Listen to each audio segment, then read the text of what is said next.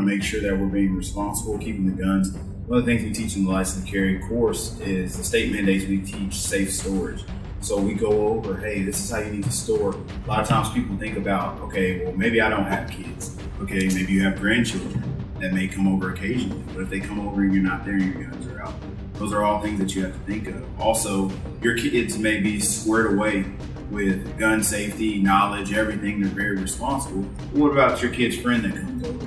Now it's that curiosity. So we have an obligation to protect not only our children, we got to make sure that these guns are being stored in where they're still accessible to us, but secure away from other people. It's balancing that. Our mission, and we choose to accept it, is zero injuries and zero environmental impact. A healthy workforce and environment is key to our nation's continued success. The Mission Zero podcast is a deep dive with the industry's top experts into the health, safety, and environmental aspects of today's workplace. Our mission is to be a platform for new ideas and strategies that, when implemented, will improve our safety, our environment, and how we govern our business.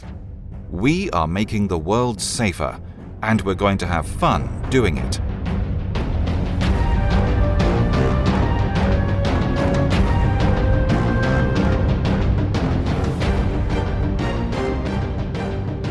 Welcome back, everyone, to another edition of the Mission Zero podcast. Blessed to be on the road today with Blackout Training Group owner Darius Williams. Welcome, Darius. Thank you.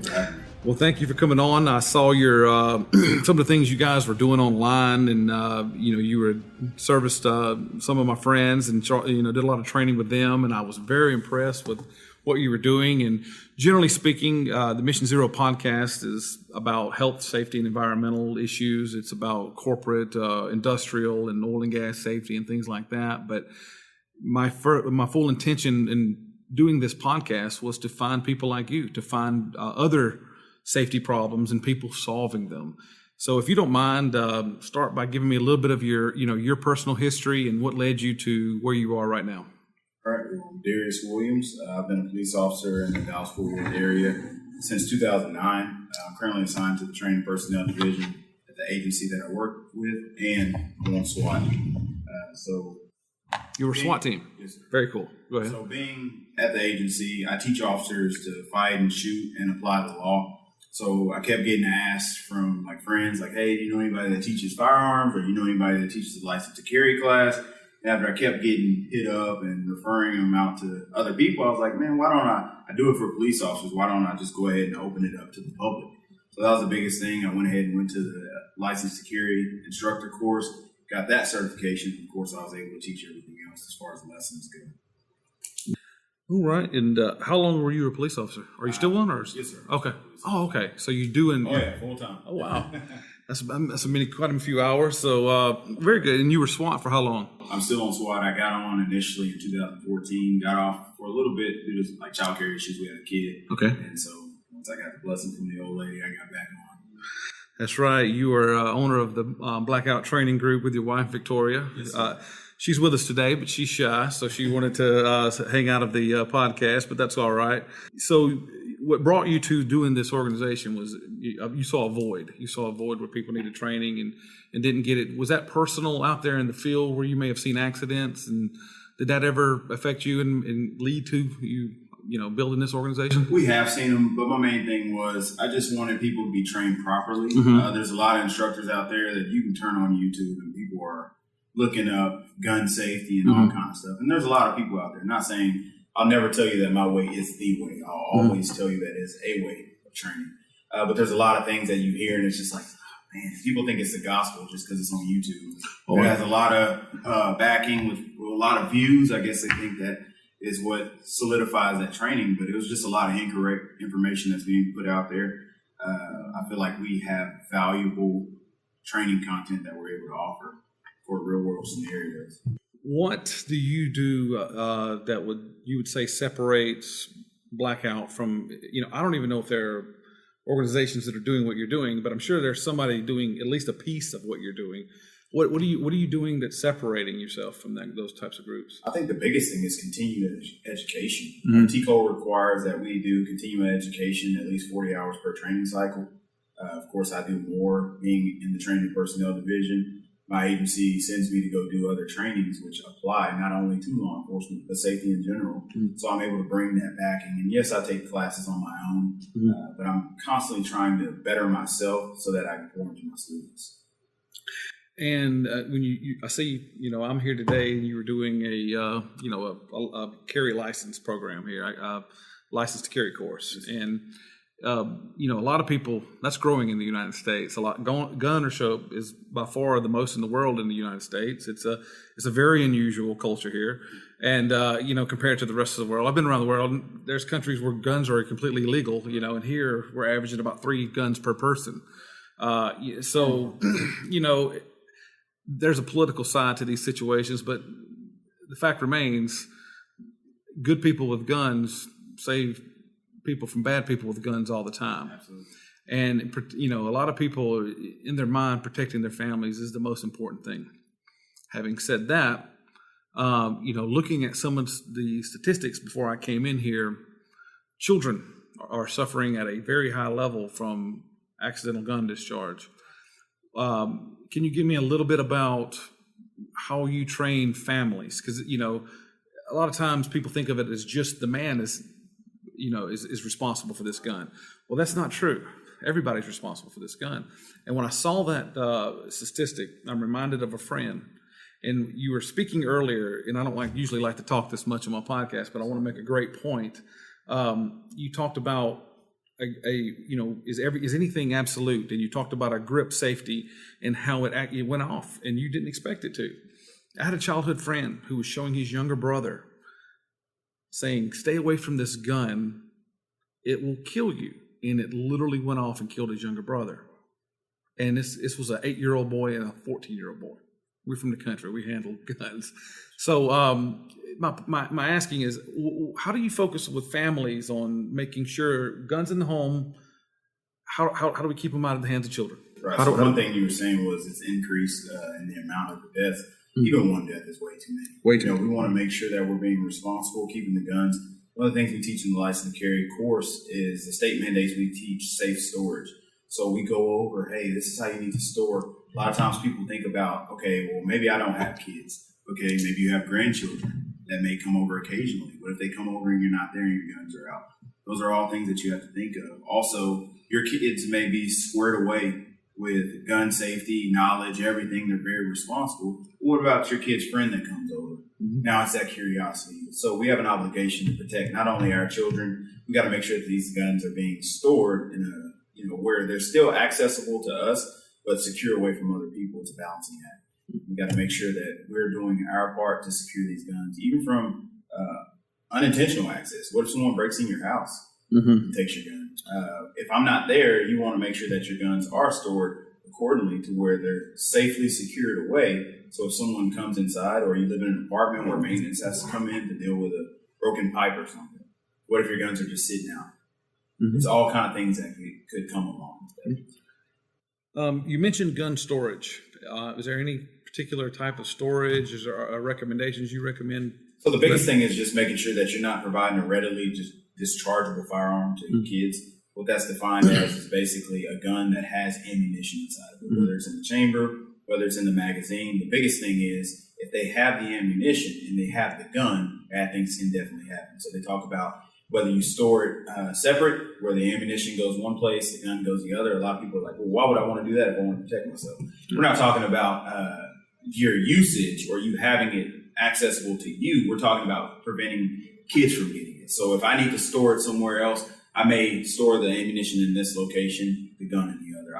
Ultimately, a securing device, whether it be a cable lock, whether it be a trigger lock, a barrel lock, a gun safe, some sort of locking it up is ultimately the best way, but maybe someone doesn't have access to those different types of safes. But due to the Child Safety Lock Act of 2005, every gun that you go buy will have some sort of, typically a cable lock. Okay. When it comes to, and I guess this answer will probably be different for different situations. I've lived most of my life in buildings, taller buildings. I was told that, not maybe necessarily a handgun wasn't the best because it could easily go through a wall and kill your neighbor. So I guess what I would ask you is, if someone just asked a general question, Darius, what is the best weapon for home defense? What is your answer for that? You could get into all kind of things as far as saying, hey, shotgun's the way to go. That's the best thing. But what if my wife comes out of the room with a shotgun? Will she be able to handle the recoil? Is she capable of working the action after each round that she needs to do? Maybe it's a revolver in that situation. But one thing you have to be mindful with is I know that I'm not going to come out of my room with my AR slinging rounds towards the front door because my kids' bedrooms are in that opposite direction. When you just have a few layers of sheetrock going through, you have bullets going through a couple layers of sheetrock, it's not even going to slow them down. Yeah. Not significantly enough to where it wouldn't do harm to someone. So that's something you definitely have to think of. If you're able to manage the recoil of a shotgun with, say, double-aught buck, then that will be traveling at a lot less velocity than a 223 round, 5.56, 9mm round. So those are things you have to just think about. It's kind of up to that individual what they're capable of. So something I heard, and I'll give you a chance to confirm or dispel, what was told to me okay, shotgun's best, right? Shotgun's best because you're a police officer. You've been in a situation, I'm sure, where you had to draw your firearm. I think people, I was in the military for 11 years as well as an Army. I don't think people understand the situation. In other words, it's a hyper intense situation. It's not as easy as pulling the gun out, taking it, aiming it, and being nice when a stranger is in your home coming after you. It's a very intense situation.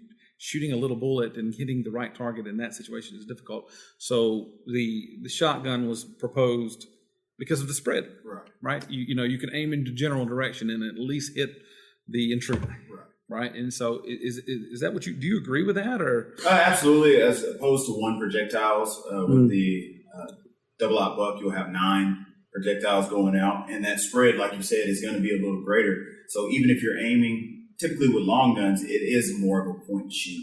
With a handgun, if you point and shoot, unless you trained a lot with it, you need to be using your front and rear sight to align them. With the shotgun and that spread, you would be able to point and shoot in that direction, and probably at least one of those strike the intended target. So I knew what you mean by buckshot. For the audience that doesn't, can you describe the difference? I know there's buckshot and I think birdshot, right? Can you just describe the difference between those two? So birdshot is they're all going to be pellets inside, but the pellets are going to be really, really small. I'm trying to think of something you compare them to. They're just really, really small pieces. Are they like BBs? Yeah, exactly. Thank you. Just small BBs. A lot of them in there. But when you start going up to the double-aught buck, those BBs start getting a little bigger. So you'll still have the same amount that's going to be filled inside of the shotgun shell. But now we're talking volume here, so you can fit a lot of smaller BBs that you can. If you make them larger, you're going to fit less. In my thinking about a shotgun as a home defense weapon, to me the obvious disadvantage is length. Now, I did a little research, and I'm guessing, I don't know if it's different by state, but sawing off a shotgun, although you see it in the movies a lot, is illegal, right? It is. Okay, what is it? ATF might come knocking. Yeah, there's nothing sold that's similar to that. So you just have to get the correct licensing and tax stamps and everything for being shorter barrel firearms. Because it seems like a shotgun that's can be held somewhat like a pistol would be perfect because you could store it easily. You could handle it easy. I'm a ESG podcast, so I'm not going to say anything about women handling a firearm. But like you said, the recoil is tough. I've shot weapons where, I've had a sore shoulder afterwards. And I'm a big man, and it's just, it seems like that would be the best. But like you said, if it's illegal, it's legal. You don't want to get in trouble. You want to do the right things. There's some women out there that'll throw down on some guns, boy. I've seen them in the military, man. Absolutely. There's so many good shooters out there. Yeah, they would sit there and be perfect marksmen and just killing it out there. With a handgun, is there any particular recommendations you make? Is it, you hear I would assume most of my listeners, I'd say about 50-50 are going to know the difference between, okay, this is a 45, this is a 9mm. We hear the term in movies a lot, Glock. You hear the things like that. Is there a particular type of handgun that you would say, okay, this is the best one to use? I wouldn't say best one. I'm a Glock guy. I like Glocks. A lot of agencies have department Glocks. We use Glocks, the majority of our officers. I like them because they run. They don't have to be clean 100% of the time. Sometimes I get some hangups on my other guns, but I'm not paid or endorsed by Glock or anything like that, but I like Glocks because they run. What does run mean? They will shoot. You pull the trigger, it goes boom. Okay. And that's what I like. So reliability. Yes. Okay. Very reliable. Well, there's a reason they're famous. I mean, I'm sure, I'm not, despite growing up in a rural area and, hunting with an entire family that hunts, despite being in the Army for 11 years, I'm not a big gun guy. I haven't spent a lot of my life shooting a pistol. I have normally, but I'm no expert on shooting pistols. I'm barely an expert on shooting an M16, so throwing a grenade. On the bullet side, though, and this is a very detailed question, is there any type of particular bullets you recommend for pistols? Ballistics, I'm not too aware of everything that's going on. One thing that I can say is the progression of the 9mm round over the last decade or so. It's comparable. For a while, you had a lot of agencies that were carrying 40 caliber due to their penetration and incapacitating capabilities. But now the 9mm round is so far advanced that they're pretty much neck and neck. So a lot of agencies who used to require everybody to carry 45 or 40 caliber have gone to the 9mm. As far as the type of projectile, whether you're talking about like full metal jacket, for practice, definitely use target ammo, ball, full metal jacket. That's the cheapest that you can find. Everything's priced high right now, but even still, any kind of home defense is typically good with your jacketed hollow points. Gold dot is what we carry on duty. It's a jacketed hollow point, and just the way that the round would mushroom is better than just the full metal jacket. Okay. I'm here today on a license to carry class you're teaching, and this afternoon you will be going to the range with these young ladies who are applying for this license. What advice do you give people? Now, I'm guessing these ladies are going to carry the firearm on them, personal protection in their purse, or maybe on their side.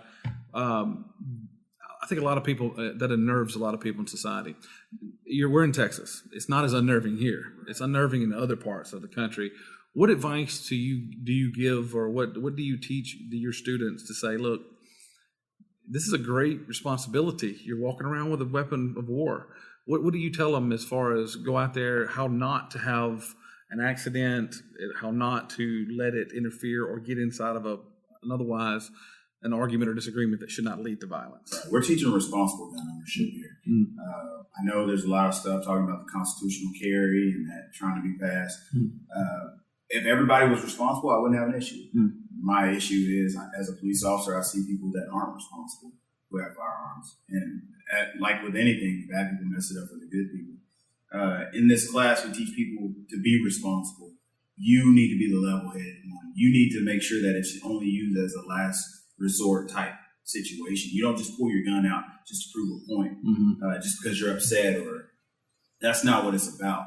And what I try and tell people is, yes, the state allows you to carry openly as a licensed carry holder, but my recommendation is I'm only carrying openly for the purpose of this class today. Typically, I'm always concealed because I want the element of surprise. If someone comes in and they look at me, they wouldn't say, hey, that's the one. That guy's probably carrying a gun. But then you have your guy who has the big 45, on his hip. If someone plans on doing something, that would be the person. If they're intent on doing something, that would be the first person that they would take out. And I don't ever want to be labeled as that first person that they would take out.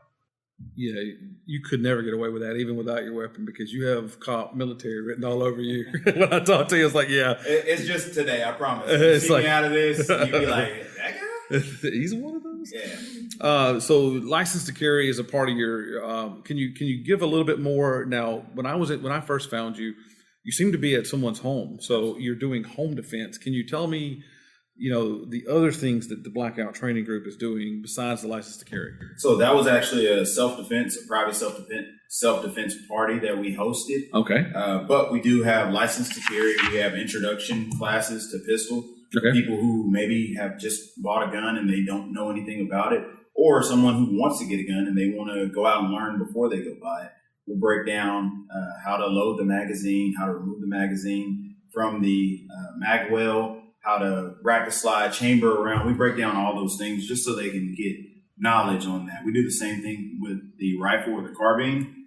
We also offer handgun lessons and handgun lessons and carbine lessons. So if someone wants to come out and they have their own stuff, say, hey, I want to do an hour with the rifle, or I want to do 2 hours with the pistol. We'll sit down and do that. And like you said, you saw us on the self-defense class. Mm-hmm. What we do there is we just teach people, we build the confidence. That's the biggest thing. When we go teach these classes, yes, we're going to teach you technique. We're going to teach you how to avoid these altercations at all costs. But if you get thrown into them, we're going to teach you how to fight out. And the confidence that you get by going through one of those classes makes you recognize in the situation later on, if it happens, now I remember those elbows. I remember those punches. I remember those palm heels, those knees, those kicks. I remember that stuff, and now I can deliver it. If you train way up here, whenever you revert to your lowest form of training, it's only going to be just a little bit lower. If you don't train at all, when you get thrown in that situation, it's going to be what do I do now? And that's not the time to think about it. That's funny. That's a military phrase. Absolutely. Fall to your level of training. Absolutely. That's funny you said that. That's right. And so interesting what you just said. So earlier, very early in this, this discussion we're having, we focused on gun safety. Obviously, that's we see, the news drives that, certain things. Sometimes it's a good thing. Sometimes they're just inflaming the country. But, we talked a lot about guns, but interesting. Now you do hand-to-hand self-defense as well. Can you tell me detailed, is there a certain martial art or anything you're using with that? So I am a Krav Maga certified law enforcement teacher for my agency. I do not, this is a disclaimer, I do not teach Krav Maga on the Blackout training group side. Okay. What I do teach is still strikes. I'm going to teach you how to strike, straight punches, palm heel strikes, hammer fists, things of that nature, different strikes. So I can't incorporate Krav's principles and their strategies, but I can always teach people how to punch. Yeah. No one owns the punch, whether it's Krav, whether it's jiu-jitsu, no one owns a punch. No one owns a palm heel strike. No one owns a hammer fist. Yes, they own the gun defense and choke defense and everything like that, but I'm not teaching that. So when it comes to us teaching strikes, I teach violence, because that's what we want. It's all controlled aggression. If I'm put in a place where I have to defend myself, you best believe I'm going 150%. And that's what I teach my guys. Anyone who comes through here, if you're placed in those situations, you need to ramp it up because you're fighting for your life, essentially. So we want you to be extremely violent to get out of that situation. And the biggest takeaway with self-defense is when we have a self-defense class, whether it's a guy or a lady, I'm not saying that I'm going to teach you to go toe-to-toe with Mike Tyson. That's not what I can't say that, right? But what I can tell you is I can teach you strategies, things that you can do that will buy you that second to get away, to get out of there. That's what it's about. I'm not teaching you to beat people up and knock them out. If you do that in the course of you protecting yourself, then great. But I'm going to teach you to do something to get them off of you so you can get away safely and call for help.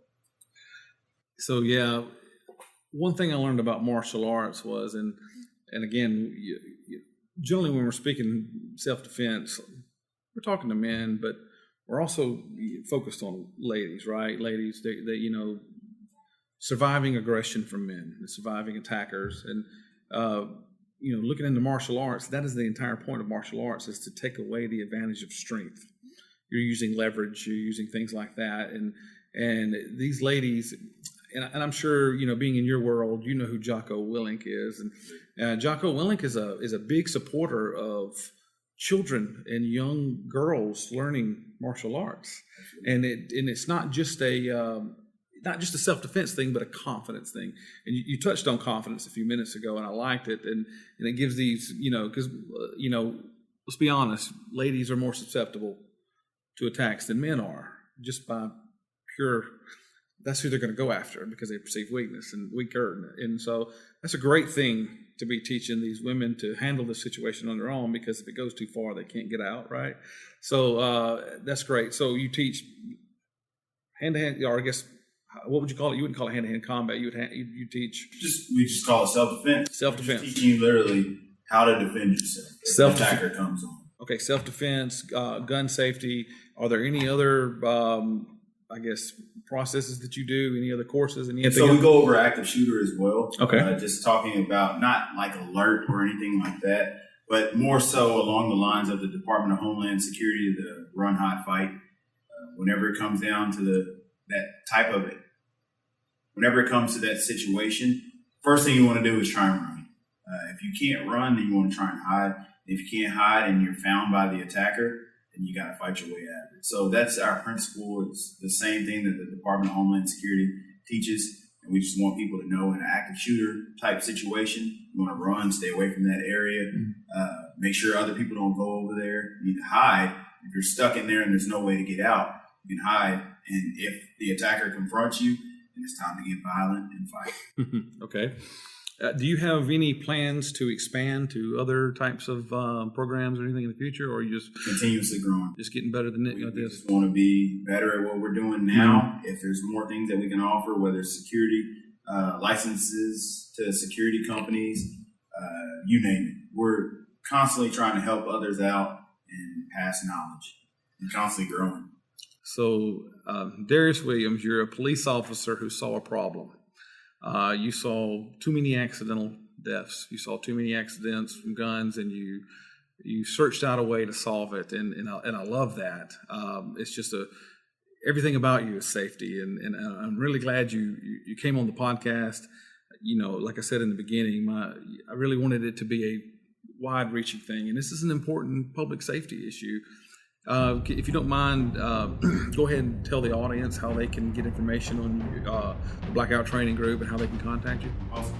So we're on Facebook. It's Blackout Training Group.